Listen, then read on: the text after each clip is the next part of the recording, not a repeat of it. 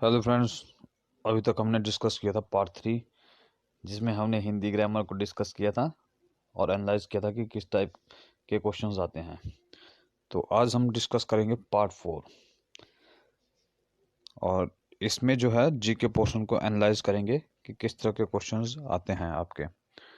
तो चलिए स्टार्ट करते हैं वीडियो को स्टार्ट करने से पहले चैनल को सब्सक्राइब जरूर कीजिएगा। चलिए डिस्कस करते हैं।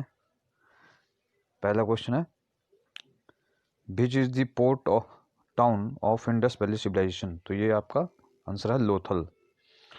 नेक्स्ट क्वेश्चन है, term neolithic is derived from Greek word.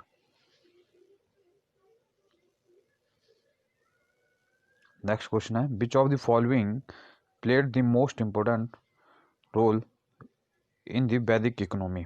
तो वैदिक इकोनॉमी में जो है आपका एग्रीकल्चर का मोस्ट इंपोर्टेंट पार्ट रहता था।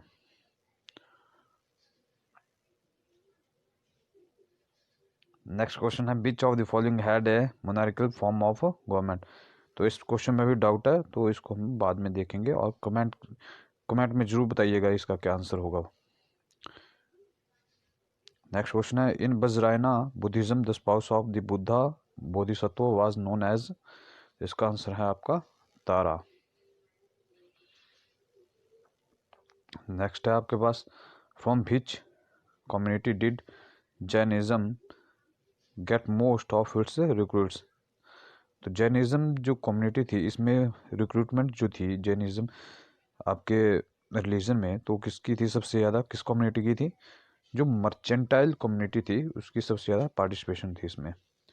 नेक्स्ट है, the queen's edict of Ashoka is also known as minor pillar edict 3। Next है, the red sea route between India and Greece was open by which empire. तो ये था आपके पास रोमन। नेक्स्ट है, the most important officers in the Gupta empire were the. ये आपके थे कुमार मात्याज। ठीक है। नेक्स्ट क्वेश्चन है, who among the following allowed the Muslims to preach the Islamic faith in their empire. तो किसने अलाउ किया था इस्लामिक फेथ को अपने एम्पायर में? वो थे आपके राष्ट्र कूटाज। नेक्स्ट है, before becoming the emperor Balban was the deputy of आपके Nasiruddin Mohammad, but inspired the Marathas to fight against the rulers in Delhi. तो ये थे आपके नेशनलिज्म। नेक्स्ट है, the new technique of painting known as Siyahi Qalam became fashionable during the reign of Aurangzeb. Next question है, but was the emphasis laid on in all reform movements. तो इसमें जो है रिलीजियस रिफॉर्म्स भी थी और आपकी सोशल रिफॉर्म भी थी, तो ये बोथ होगा। ठीक है। The annexation of Awadh why the British took place in which year. ये आपका आंसर है 1856। Indian national movement up to 1905 was dominated by the आपका moderates. On which date Gandhi ji make his famous march to Dandi to break the salt law। तो यहाँ पर जो है options जो है कोई भी राइट नहीं है, तो ये सारी गलत हैं। जो आपका सॉल्ट लॉ था वो किया था आपका 12 मार्च को, 12 मार्च 1930 को। ठीक है दोस्तों। Wavell plan was given in which year? 1945। Moraines and tills are example of glacial sedimentary rocks.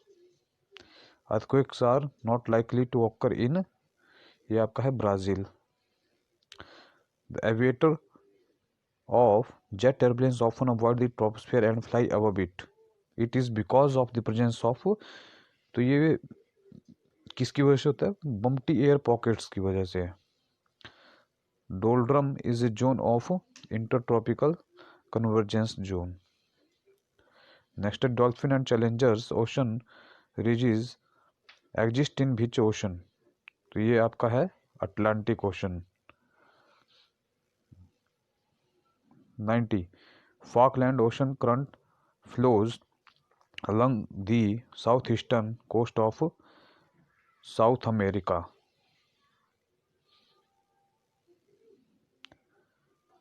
Which soil is famous for the growth of long grasses, तो ये थी आपकी प्रेरी सॉइल। तो नेक्स्ट क्वेश्चन है, out migration of people from Bihar to Punjab is a result of, ये poverty की वजह से था।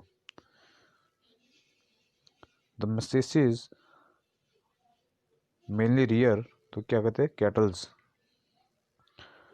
नेक्स्ट है, the Cape route provides a link between western Europe and, आपका फार ईस्ट को कनेक्ट करता है जो केप रूट है, ठीक है। नेक्स्ट क्वेश्चन है, in which following natural region subsistence farming is the main occupation, तो ये थी आपकी monsoon type. Next question, capital of Australia, तो ये तो आपको पता ही है, Canberra. Which of the following rivers is not fed by the snowfall known as Himal, तो ये थी आपकी गोदावरी।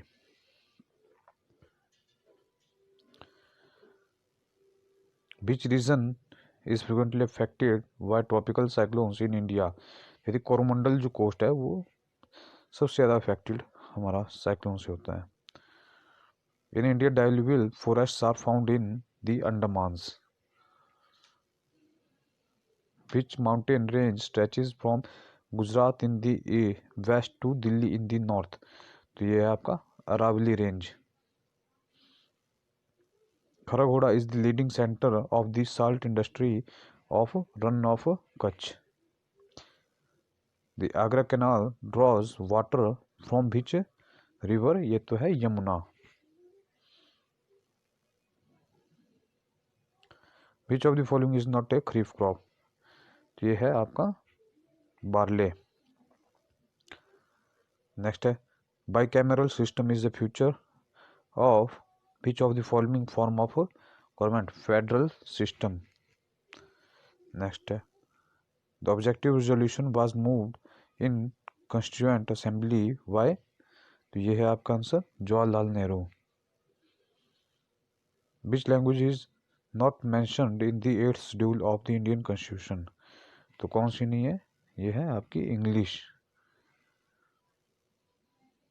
नेक्स्ट है, how many subjects are there in union list, ये है 97 यूनियन आपके सब्जेक्ट्स हैं जो कि यूनियन लिस्ट में लिस्टेड है।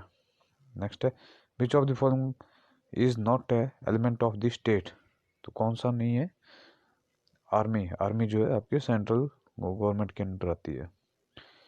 Formation of a new state in India is done by political parliament with simple majority.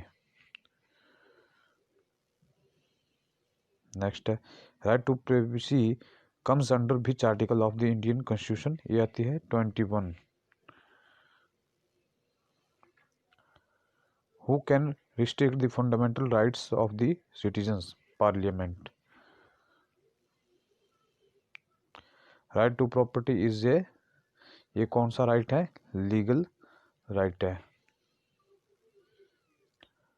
Attorney general of India has the right to audience in any court of law with in the territory of India. Who is the executive head of state in India, तो executive head जो है state का वो यहाँ से कोई भी नहीं है। एग्जीक्यूटिव हेड जो होता है हमारा वो होता है गवर्नर। कौन होता है, गवर्नर ऑफ स्टेट।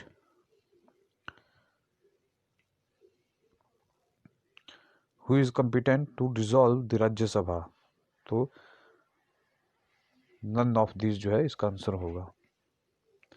नेक्स्ट है, who is competent to dissolve the Rajya Sabha, ये हमारा डिस्कस कर लिया। Which of the following is the first women speaker of Lok Sabha, ये कौन थी, हमारे मीरा कुमारी।